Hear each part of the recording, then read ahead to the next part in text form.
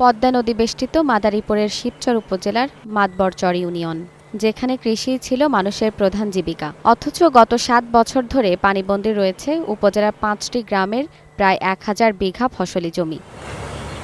উপজেলার হাজী নেদুখান চরকান্দি, পুরানকান্দি, শিকদারকান্দি সহ গ্রামের ১,৫০০ কৃষক ঢাকা-ভাঙ্গা এক্সপ্রেসওয়ে ও পদ্মা সেতু রেল সংযোগ প্রকল্প বাস্তবায়নের পর এই দুর্ভোগে রয়েছেন। কৃষকদের অভিযোগ, প্রকল্পের সময় খাল ও কালভার্ট ভরাট হয়ে যাওয়ায় বন্ধ হয়ে গেছে স্বাভাবিক পানি প্রবাহ। বছরে প্রায় আপনার হচ্ছে ৮ মাস ৭ মাস এরকম পানিই থাকে। কোনো চাষাবাদ করে খাইতে পারতেছি না।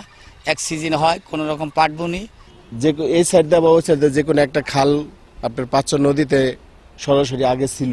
পানি বন্যায় পদ্মা থেকে আসতো, আবার খাল নেমে যেত যখন পানি টান দিত, ঠিক আছে। এখন এই পানিটা যাওয়ার মতো কোনো পরিস্থিতি নাই। জলাবদ্ধতা নিরসনে একাধিক উদ্যোগ নেওয়া হলেও তা বাস্তবায়ন হয়নি বলে জানায় উপজেলা কৃষি অফিসার। ওখানে স্লুইস গেট করা আছে, বাট একটা মুখ বা একটা চ্যানেল বন্ধ করে দেওয়া আছে। যদি এটা কোনোভাবে খালের সাথে চ্যানেল করে দেওয়া যায়, কানেক্ট করে দেওয়া যায়, হয়তো ওখানে আমরা একটা এস্টিমেশন নিয়েছিলাম ১০০ মিটারের মতো জায়গা বা খালটা খনন করলেই যদি খালের সাথে জাস্ট মুখটা সংযোগ করে দেওয়া যায় তাহলে এটা নিরসন করা সম্ভব। তবে উপজেলা প্রশাসনের দাবি, পানি নিষ্কাশনের প্রকল্প বাস্তবায়ন হলে সমস্যার সমাধান হবে। সেটা জায়গাটা হচ্ছে রেলের। তো রেলের আমরা ঊর্ধ্বতন কর্তৃপক্ষের সাথে কথা বলেছি, কথা বলে যে আইনি যে একটা পারমিশনের যে একটা বিষয় ছিল সেটা আমরা নিয়েছি। এখন আমরা আমাদের এখানে এই খালটা খনন করার জন্য আমরা প্রকল্প নিয়েছি, ৭ লাখ টাকার একটা প্রকল্প নিয়েছি। আমরা আশা করছি খুব দ্রুত সময়ের মধ্যে আমরা কাজ শুরু করব।